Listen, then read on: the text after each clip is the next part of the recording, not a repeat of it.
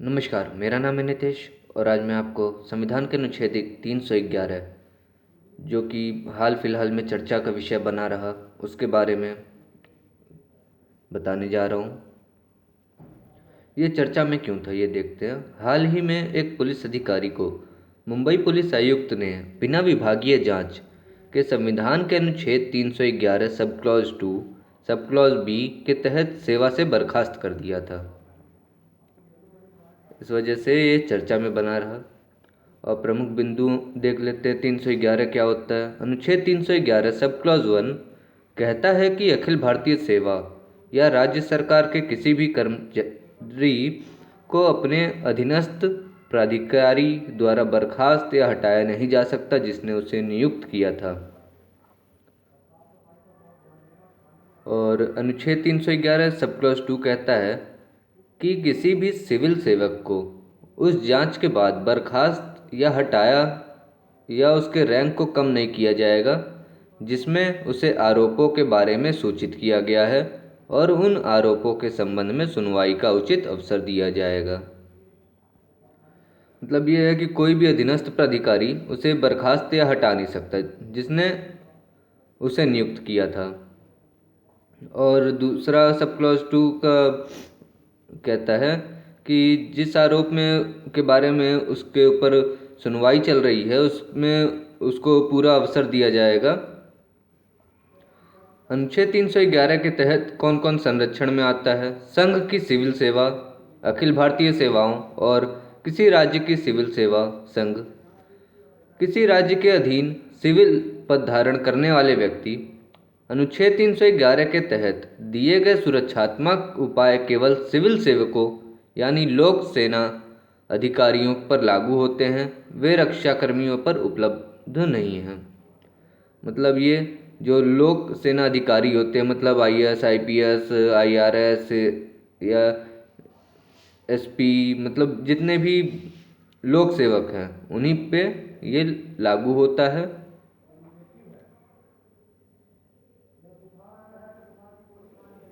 अनुच्छेद 311(2) के अपवाद क्या हैं। उसमें 2 का सब क्लॉज है जहां एक व्यक्ति की उसके आचरण के आधार पर बर्खास्तगी या हटाना या रैंक में कमी की जाती है जिसके कारण उसे आपराधिक आरोप में दोषी ठहराया गया है। यहाँ बर्खास्तगी कर सकते हैं या हटा सकते हैं या रैंक में कमी ला सकते हैं अगर किसी भी आपराधिक आरोप में उसे दोषी पाया गया है। 2 सब क्लॉज बी कहता है जहां किसी व्यक्ति को बर्खास्त करने या हटाने या उसके रैंक को कम करने के लिए अधिकृत प्राधिकारी संतुष्ट है कि किसी कारण से उस प्राधिकारी द्वारा लिखित रूप में दर्ज किया जाना है, ऐसी जांच करना उचित रूप से व्यवहारिक नहीं है।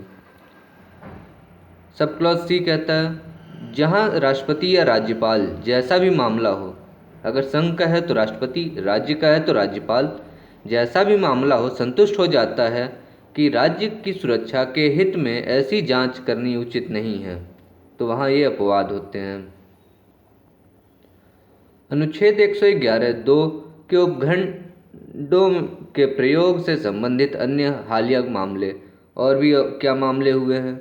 हाल ही में जम्मू और कश्मीर प्रशासन ने अनुच्छेद 311(2) सी के तहत कार्रवाई की आवश्यकता वाली गतिविधियों के संदिग्ध कर्मचारियों के मामले की जांच के लिए एक विशेष कार्यबल एसटीएफ का गठन किया। इस अनुच्छेद का उपयोग कर 2 शिक्षकों सहित 3 सरकारी कर्मचारियों को निकाल दिया गया था। कर्मचारियों को हटाने का विकल्प क्या है। इन प्रावधानों के तहत बर्खास्त किए गए सरकारी कर्मचारी राज्य प्रशासनिक न्यायाधिकरण या केंद्र प्रशासनिक न्यायाधिकरण सीएटी, सेंट्रल एडमिनिस्ट्रेटिव ट्रिब्यूनल या न्यायालयों जैसे न्यायिक प्राधिकरणों में जा सकते हैं। अन्य संबंधित संवैधानिक प्रावधान क्या हैं। भारत के संविधान का भाग 14 संघ और राज्य के अधीन सेवाओं से संबंधित है। 309 अनुच्छेद जो है संसद और राज्य विधायिका को क्रमशः संघ या किसी राज्य के मामले के संबंध में सार्वजनिक सेवाओं और पदों पर नियुक्त व्यक्तियों की भर्ती और सेवा की शर्तों को विनियमित करने का अधिकार देती है। मतलब यहाँ 309 जो है उसमें संसद और राज्य विधायिकाओं को ये अधिकार मिला हुआ है कि जो सार्वजनिक सेवाओं और जो पद हैं उन पर नियुक्त व्यक्ति की जो भर्ती होगी और किस प्रकार से उनकी भर्ती होगी, उन सभी सेवा शर्तों को नियम बना सकती है।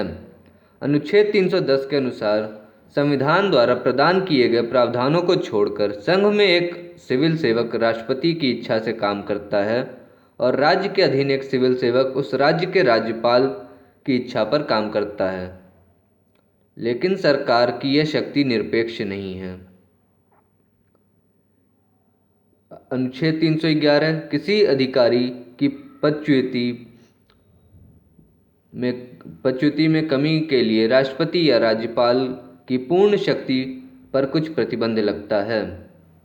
मतलब जो अगर किसी को भी डिसमिस करना है या फिर उनका जो रैंक है वो कम करना है, तो राष्ट्रपति या राज्यपाल के पास पूर्ण शक्ति जो है उस पर कुछ प्रतिबंध लगा दिया गया है। इसलिए जो हमारे सिविल सेवक होते हैं इन लोग को उनके कार्यकाल की सुरक्षा मिली रहती है। धन्यवाद।